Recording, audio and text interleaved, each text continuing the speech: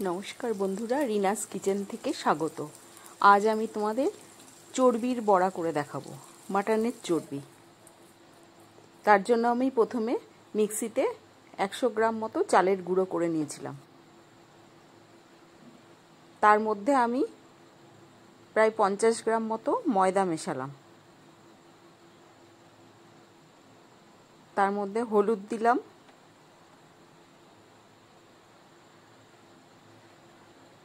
কাশ্মীরি লঙ্কার গুঁড়ো দিলাম,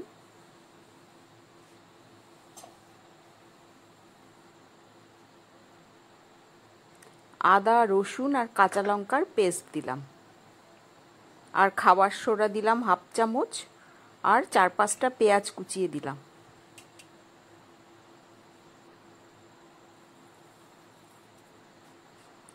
আর নুন দিলাম, আর সামান্য চিনি দিলাম।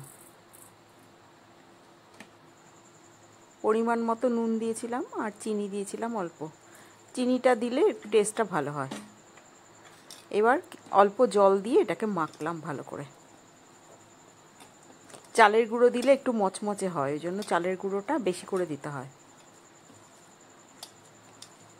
চালের গুঁড়ো যতটা দিয়েছি তার হাফ দিয়েছি ময়দা। এবার কড়াইতে সর্ষের তেল দিলাম।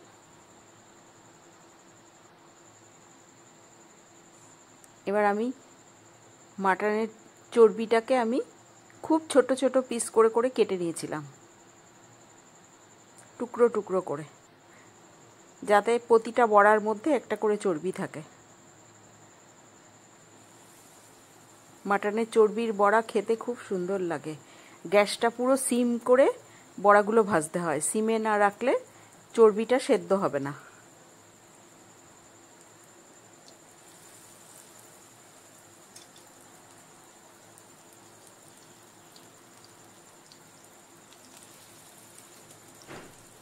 এইভাবে ছোট ছোট করে বড়ার আকারে গড়ে আমি বড়াগুলো ভেজে নিচ্ছি।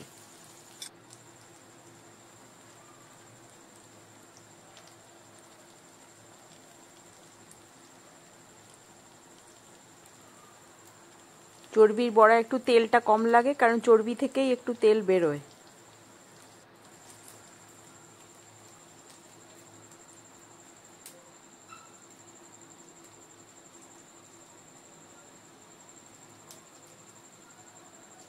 এবার ভাজা হয়ে গেল, আমি ডিশে তুলে নিলাম।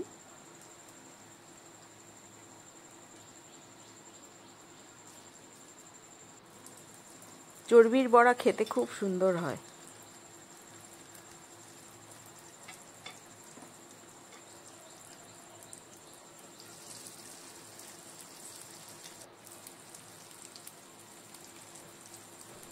তোমাদের যদি এটা ভালো লাগে তাহলে আমার চ্যানেলটাকে সাবস্ক্রাইব করো, লাইক ও কমেন্টস করো।